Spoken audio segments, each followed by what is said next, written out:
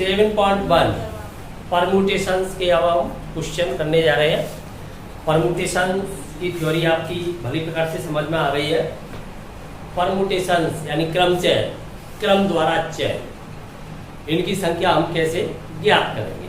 तो ध्यान देंगे यहाँ पर, जब हम संख्या बनाएंगे तो संख्या के अंतर्गत यदि हम अंकों का क्रम बदल देंगे तो संख्या भी बदल जाएगी। तो यहाँ पर ये निर्धारित हो गया क्रमचय बनेंगे। क्लियर होगी बात? क्रमचय का क्वेश्चन हो गया। अब कंडीशन 2 दे रखी है हमें यहाँ पर। एक कंडीशन है अंकों की पुनरावृत्ति हो सकती है, दूसरा है पुनरावृत्ति नहीं होनी चाहिए। पुनरावृत्ति से क्या मतलब है? पुनरावृत्ति का मतलब है किसी अंक का प्रयोग दोबारा कर सकते हो, जितनी जरूरत है उतनी बार कर सकते हो। 3 स्थानों के लिए जरूरत है आपको। 3 अंक की संख्या में कितने स्थान होंगे? 3 स्थान होंगे। एक स्थान इकाई, दूसरा स्थान दहाई एवं तीसरा स्थान सैकड़ा वाला होगा। क्लियर? तो आपको 3 स्थानों को भरना है तो 3 घटनाएं घटित हो जाएंगी। यहाँ पर आपको 2 सिद्धांत बताए थे मैंने, एक गुणन का सिद्धांत, दूसरा था योग का सिद्धांत। तो अब वो सिद्धांत कैसे अप्लाई होंगे समझें। आप यहाँ पर 3 घटनाएं मानोगे। एक घटना इकाई के अंक को भरने वाली, दूसरी घटना दहाई के अंक का चयन करने के लिए, तीसरी घटना सैकड़ा के अंक का चयन करने वाली। चाहे आप नंबरिंग इकाई की तरफ से सैकड़ा की तरफ माने या सैकड़ा से इकाई की तरफ, उससे कोई भी प्रभाव नहीं पड़ने वाला। क्यों नहीं? कुल स्थितियां जब निकालोगे, जब गुणन सिद्धांत लगेगा तो आपको पता है गुणन संक्रिया क्रम विनिमय होती है। चाहे 2 गुणा 3 गुणा 5 करो, चाहे 5 गुणा 2 गुणा 3 करो, आंसर तो सेम ही आना है। तो चाहे कोई सी भी घटना पहले मान सकती है। क्लियर? तो सबसे पहले आप यहाँ पर 3 घटनाएं मानोगे। क्वेश्चन को सॉल्व कर रहे हो तो केवल आंसर निकालना हमारा उद्देश्य नहीं है। क्वेश्चन हमें इस बात के लिए दिए जाते हैं जिससे हम थ्योरी का अभ्यास कर सकें। क्वेश्चन हमें इसलिए नहीं दिए जाते कि हम क्वेश्चनों का आंसर निकालना सीख लें, कदापि नहीं। हम क्वेश्चनों को इस नजरिए से सॉल्व करते हैं जिससे हमें जो थ्योरी बताई गई है, क्या हम उस बात को समझ पाए हैं? समझ गए? तो आंसर निकालने में रुचि नहीं है, थ्योरी को समझने में हमारी रुचि है, इसलिए पूरी विधि से क्वेश्चन करने हैं। तो यहाँ पर कौन सा सिद्धांत लगेगा ये क्लियर हो जाएगा। 3 घटनाएं बन रही है क्योंकि हमें 3 स्थान भरने पड़ेंगे। 3 अंक की संख्या के लिए 3 स्थान। तो सबसे पहले मान रहा हूं मैं, यहाँ पर ध्यान देंगे। माना चाहे इकाई की तरफ से सैकड़ा की तरफ चलो या सैकड़ा से इकाई की तरफ चलो। इकाई, दहाई एवं सैकड़ा ऐसे लिख दो संक्षिप्त रूप में। क्लियर? माना इकाई, दहाई एवं सैकड़ा के चयन की घटनाएं एक क्रम से कहना पड़ेगा अब आपको, क्रमशः ए, बी व सी है। क्लियर? 3 घटनाएं हो गई। अब मैं तुमसे पूछूंगा तब ए घटना के घटित होने के कितने तरीके हैं, बी के घटित होने के कितने तरीके हैं, सी कितने प्रकार से घटित हो सकती है, तब बताना। घटना ए के घटित होने के तरीके कुल कितने तरीके हैं? घटित होने के तरीके या प्रकार, तरीका ही प्रकार है। तो बताइए कितने तरीके से घटित हो जाएगी ये। आप पहले इकाई का अंक चुनते हो, उसके बाद दहाई का, उसके बाद सैकड़ा का। आपको कितने अंक दिए हैं? 5। 5 अंकों में से आप कोई सा भी अंक लेने के लिए स्वतंत्र हो, कोई सा भी चुन सकते हो। तो आपके पास कुल कितने तरीके हैं? 5 तरीके। तो कुल तरीके आपके कितने हैं? 5। क्लियर? अब घटना बी के घटित होने के कुल तरीके या प्रकार कुछ भी लिखे, कितनी हो जाएंगे बताओ? पुनरावृत्ति पहली स्थिति में कर रहा हूं क्वेश्चन में। कौन सी स्थिति में है अपन? पहली स्थिति में। पहली स्थिति में क्या दे रखा है? पुनरावृत्ति हो रही है। अर्थात आपने किसी एक अंक को चयन कर लिया, एक अंक को चुन लिया, तो बताइए आपके पास अब कितने अंक है? दाई के अंक को चुनने के लिए अब कितने अंक बचे हुए हैं? 5। कमी हुई नहीं, क्योंकि आप पुनरावृत्ति कर सकते हो अंकों की। तो 5 तरीके फिर है आपके पास। घटना सी के घटित होने के कितने तरीके हो जाएंगे? 5। अब आपको ये निर्धारित करना है एक साथ तीनों घटनाएं घटित होंगी, तब कुल कितने प्रकार रह जाएंगे, कुल कितने तरीके हो जाएंगे। तो गुणन सिद्धांत या योग सिद्धांत, किसी एक को चुनना पड़ेगा। 2 ही सिद्धांत है।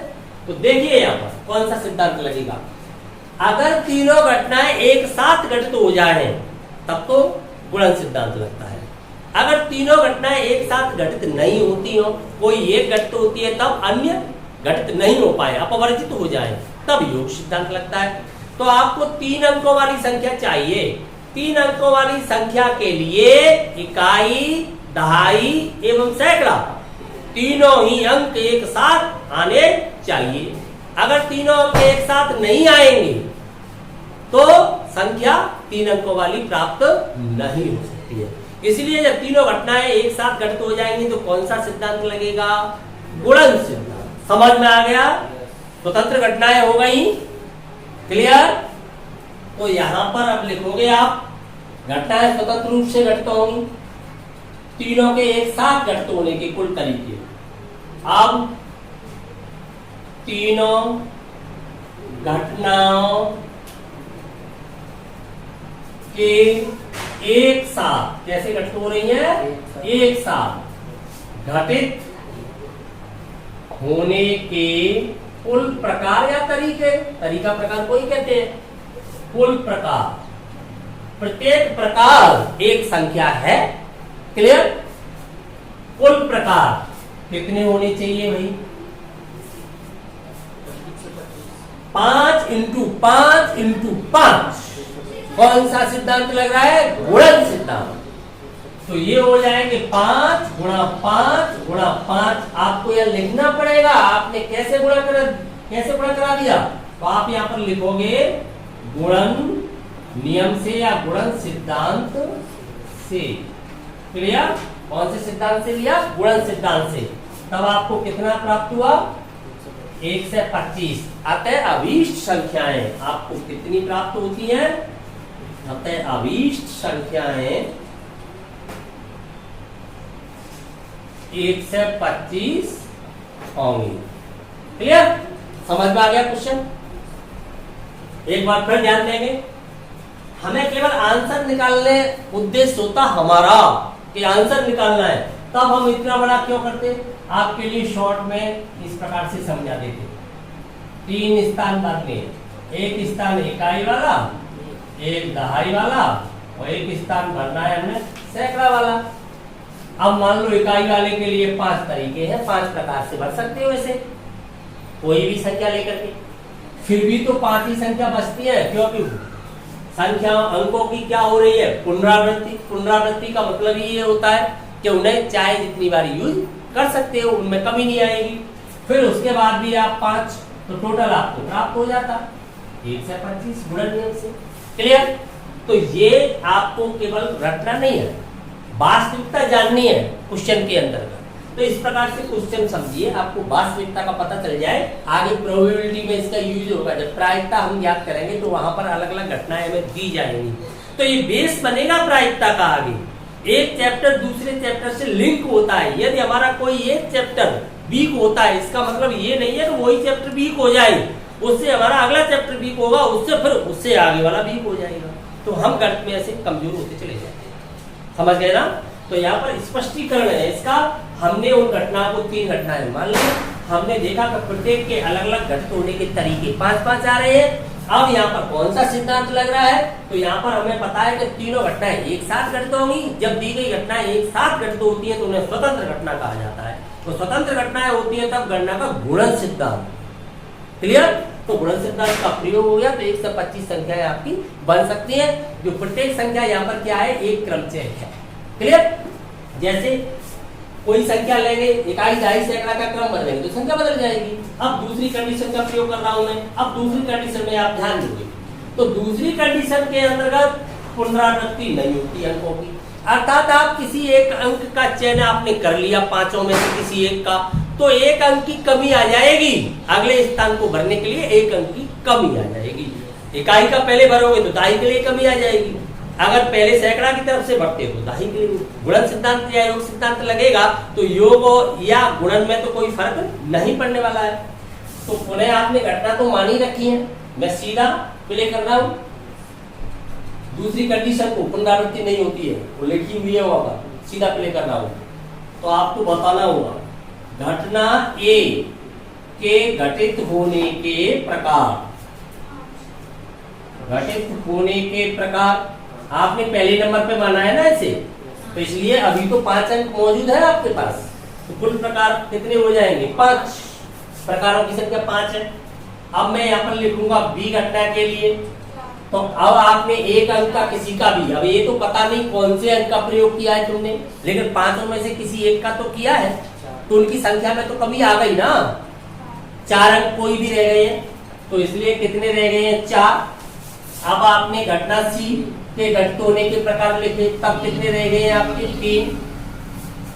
अब देखिए कौन सा नियम लगेगा, तो 3 अंक की संख्या तब तक प्राप्त नहीं होगी जब तक तीनों अंक एक साथ नहीं होंगे। एक साथ घटित होती है तो स्वतंत्र घटना है, स्वतंत्र घटनाएं होने से कौन सा सिद्धांत लगेगा, गुणन सिद्धांत। तो लिख दोगे आप, अब गणना के गुणन सिद्धांत से या गुणन नियम से, कुछ भी कह दो, सिद्धांत से एक साथ ही तो घटित होना है, तीनों के एक साथ घटित होने के, एक साथ घटित होने से 3 अंक की संख्या प्राप्त हो जाएगी। एक साथ घटित होने के प्रकार बताओ कितने हो जाएंगे, गुणन नियम लगाए तो 5, 4, 3, टोटल कितना हुआ भाई, 60 हो गया। समझ में आ गया? और शॉर्ट फॉर्म तो आप ऐसे कर सकते थे,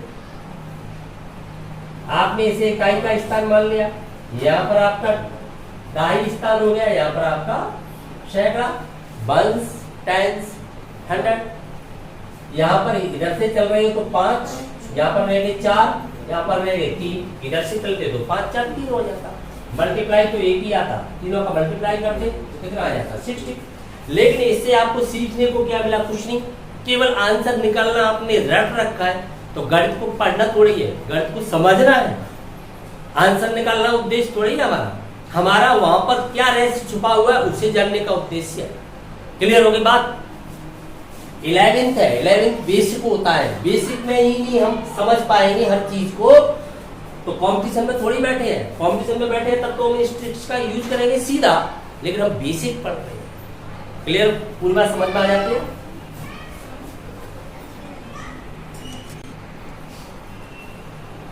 देखिए दूसरा क्वेश्चन, आपको चयन के यहाँ पर प्राप्त हो रहे हैं 1 से 6 तक, पुनरावृत्ति हो रही है अंकों की, तब हमें 3 अंक की है, लेकिन कंडीशन लगी हुई है, कैसी संख्या होनी चाहिए, सम।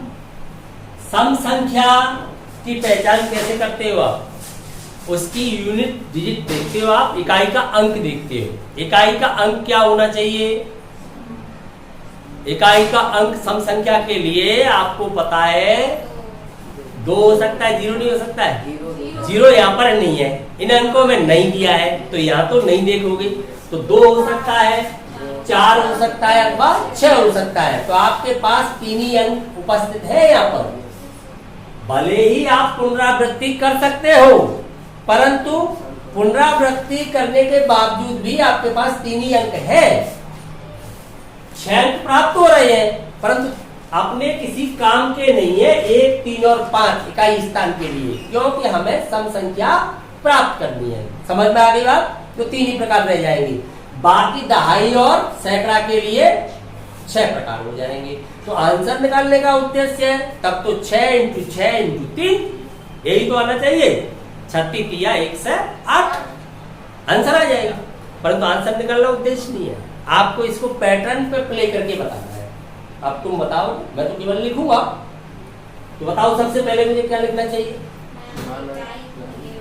अगर मैं अलग अलग लिखता हूं, इकाई स्थान को भरने की घटना, दहाई स्थान को भरने की घटना, सैकड़ा के स्थान को भरने की घटना, इससे बेटर है मैं घटनाओं के नाम क्यों नहीं रख लेता हूं ABC, जो भी EFG जो भी मुझे अच्छा लगे। तो माना इकाई, दहाई एवं सैकड़ा के स्थान को भरने की लिखोगे, चलो भरने लिख दो, चैन लिख दो, अपनी भाषा है कैसे भी लिख सकती हो। भरने की घटनाएं क्रमशः A, B व है, रेस्पेक्टिवली आपने मान लिया।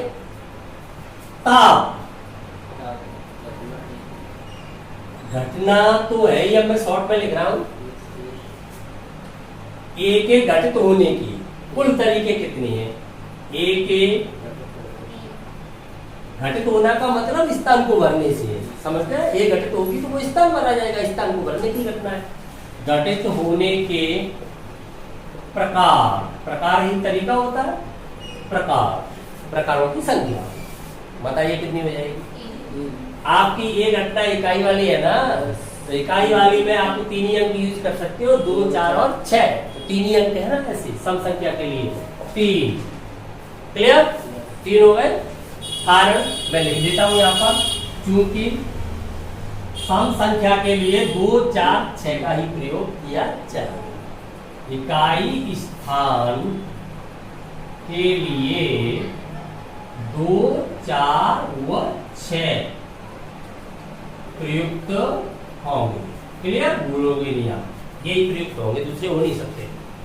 अब बी घटना के लिए बताइए कितने हो जाएंगे। बी के घटित होने के प्रकार 6, क्योंकि पुनरावृत्ति हो रही है। सी घटना के घटित होने के प्रकार कितने हो जाएंगे, 6। अब आपको पता लगाना है योग सिद्धांत या गुणन सिद्धांत, तीनों अंक आपको एक साथ चाहिए या नहीं चाहिए। एक साथ नहीं होंगे तो 3 अंक वाली संख्या प्राप्त नहीं हो सकती है। तो यहाँ पर आप लिखोगे चूंकि घटनाएं एक साथ घटित होंगी, तीनों 3 अंक की संख्या के लिए तीनों का एक साथ घटित होना आवश्यक है कि नहीं। तीनों घटनाएं एक साथ घटित होंगी, एक साथ घटित होंगी कि नहीं होंगी, इसलिए अभीष्ट प्रकार एक साथ होने के लिए क्या हो जाएगा, कौन सा नियम लग रहा है, गणना के गुणन सिद्धांत से। निकालिए कितने हो जाएंगे, गणना के गुणन सिद्धांत से निकाल रहा हूं मैं अभीष्ट प्रकार। तो आपको मल्टीप्लाई होगा 3 × 6 × 6 कितना हो गया, 18 छक्का करो तो भी, या 36 दिया करो तो भी कितना आएगा, 108। एक साथ संख्या समझ में आ गया। क्लियर।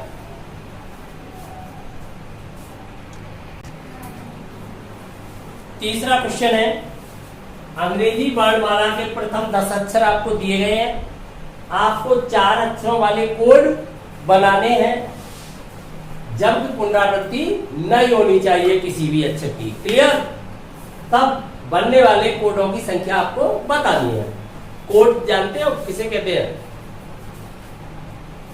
किसे कहते हैं कोड, इंग्लिश में कह दिया, हिंदी में क्या कहेंगे, संकेत, विभिन्न संकेत प्राप्त करने हैं। ठीक है, तो विभिन्न कोड बनाने हैं आपको, सांकेतिक भाषा कोडिंग होती है। देखते हैं 10 अक्षर मिल रहे हैं हमें, लेकिन 4 अक्षरों वाले कोड के लिए कितने स्थान भरने हैं आपको, 4 स्थान।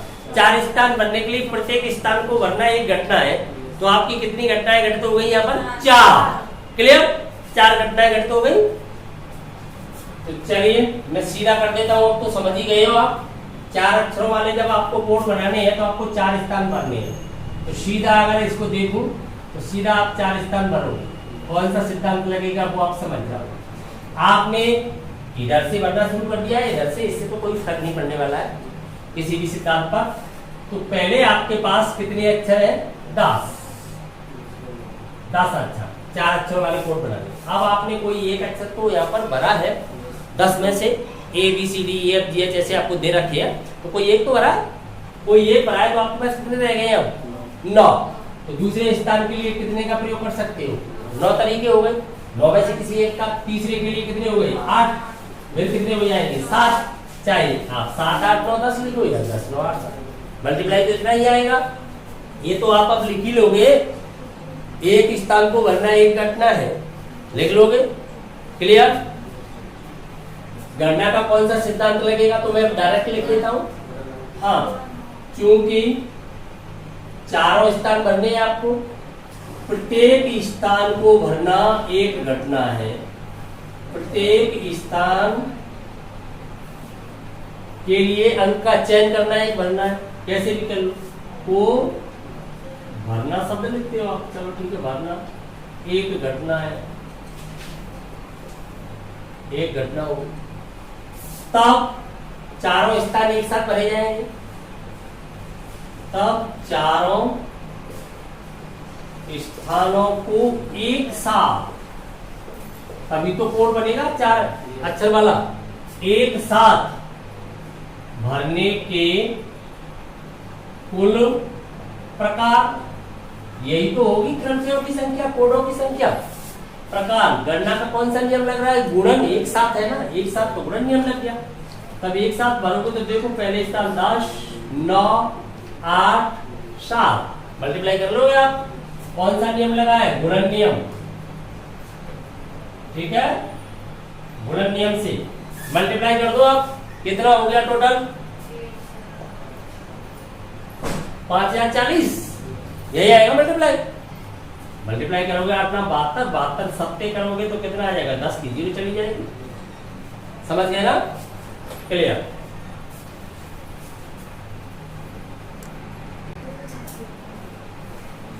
क्वेश्चन नंबर 4, यहाँ हमें 0 से 9 तक अंक दिए गए हैं, टोटल कितने हो गए?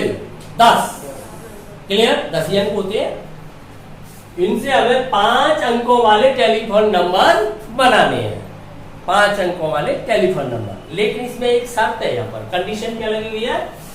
67 वाली सीरीज होनी चाहिए, जैसे सीरीज होती है अपनी 94 वाली, 93 वाली सीरीज होती है टेलीफोन नंबर्स की, ऐसे सीरीज 67 वाली है।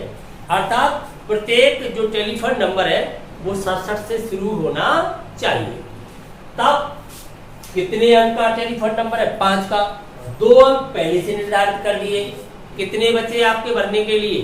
3 बचे ना, 2 तो उसने पहले से निर्धारित कर रखे हैं। 67 पहले स्थान पर, इधर 6, फिर उसके बाद 7, बचे हुए 3 स्थान ही तो आप चयन कर सकते हो। तो आपके लिए 3 घटनाएं बची, तो देखना आप ध्यान से, पुनरावृत्ति नहीं हो रही है। अब इस टेलीफोन नंबर में डायरेक्ट करना, वो तो समझ गए, पहले क्वेश्चन में मैंने पूरा पैटर्न समझा दिया। आप वहां पर समझ में आ जाना चाहिए कि वास्तविकता क्या है। अब आप डायरेक्ट कर सकते हो। अब इस टेलीफोन नंबरों की संख्या, कितने टेलीफोन नंबर बनेंगे तो कितनी संख्या हो जाएगी? तो आप देख रहे हो 5 अंकों वाला टेलीफोन नंबर है, 2, 3, 4 और 5। इसके भरने के तरीके आपके पास कितने हैं? एक ही तरीका है ना, केवल 6 से ही भरा जाना है इसे, दूसरा अंक यहाँ पर प्रयोग में नहीं ला सकते। इसे भरने का भी एक ही तरीका है आपके पास। तो ध्यान दें, यहाँ पर इस स्थान को भरने के लिए आपके पास एक ही तरीका है। आप केवल 6 से भर सकते हो, तो एक ही अंक है आपके पास, यहाँ एक ही अंक है आपके पास। लेकिन जो स्थान आपका इधर से जा रहे हो आप लेफ्ट से, तो लेफ्ट से तीसरे नंबर पे है, उसके लिए आपके पास कितने तरीके हैं बताइए। आपके 2 अंक तो जा चुके, 6 एवं 7, आप उनका प्रयोग तो कर ही नहीं सकते, क्योंकि यहाँ पर पुनरावृत्ति नहीं हो रही है। 2 अंक तो ऑलरेडी कम कर लो, टोटल अंक आपके पास कितने हैं? 10, तो आपके पास 8 ही अंक है। समझ में आ गई बात? 8 अंकों में से आप कोई सा भी यूज कर सकते हो, तो आपके पास कितने तरीके हैं? 8। अब एक अंक कोई तो आपने भर दिया, किसी अंक की कमी आ जाएगी तो आपके पास अगले स्थान के लिए 7, फिर इसके लिए रह जाएंगे 6। समझ में आ गई क्लियर बात? वास्तविक रूप में तो यहाँ पर अलग अलग 5 घटनाएं घटित हो रही हैं। इस घटना के घटित होने का एक तरीका है, इसके घटित होने का एक तरीका है, इसके घटित होने के 7 तरीके हैं, लेकिन जब ये एक साथ घटित हो रही है तो घटना का गुणन सिद्धांत लगाया गया है। अब बार बार क्वेश्चनों को नहीं फैलाओगे, पहला क्वेश्चन मैंने आपको डिटेल में करा दिया, अब आप डायरेक्ट आंसर निकाल सकते हो। बताइए गणना का गुणन नियम लग रहा है, कौन सा नियम लगाएगा? गुणन नियम। तो गुणन नियम से मल्टीप्लाई करना है, आता है मल्टीप्लाई करना तुम्हें? तो बताओ कितना हो गया टोटल गुणा करके? 3 3 6। क्लियर?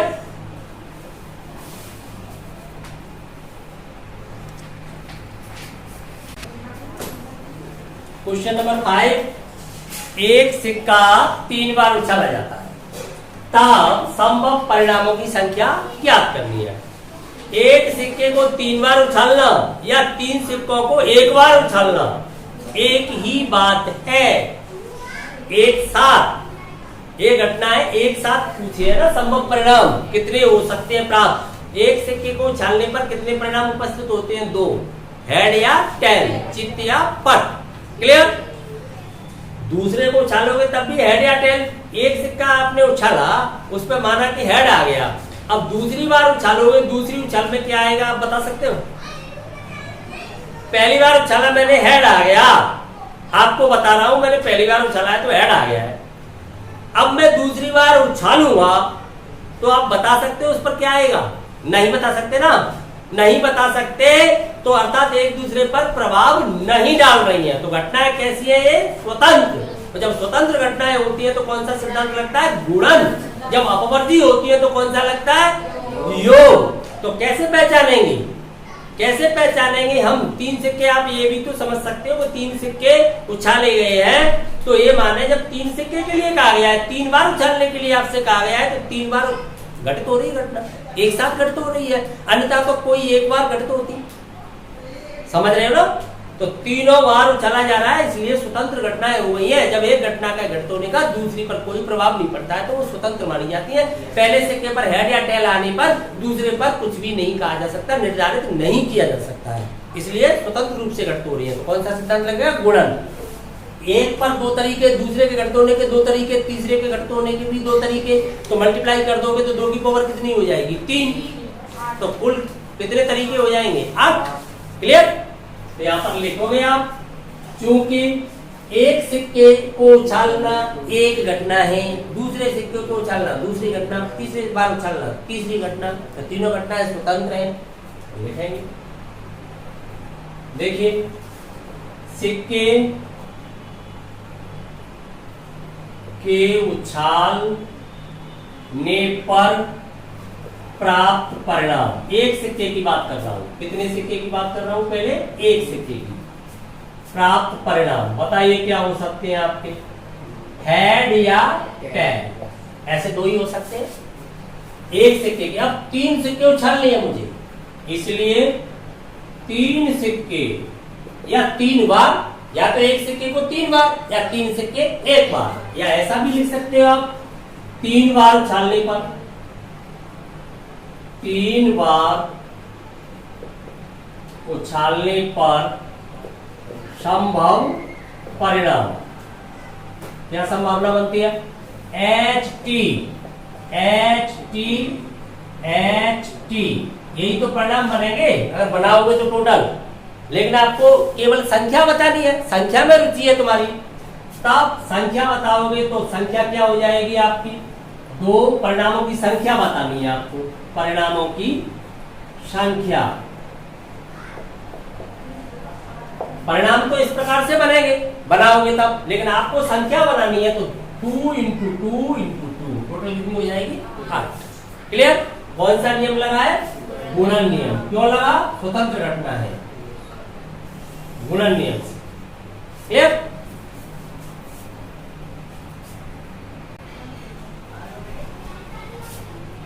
आपका क्वेश्चन है 6वां, ध्यान देंगे। यहां पर आपको विभिन्न रंगों के 5 झंडे दिए गए, कितने झंडे दिए गए हैं? 5।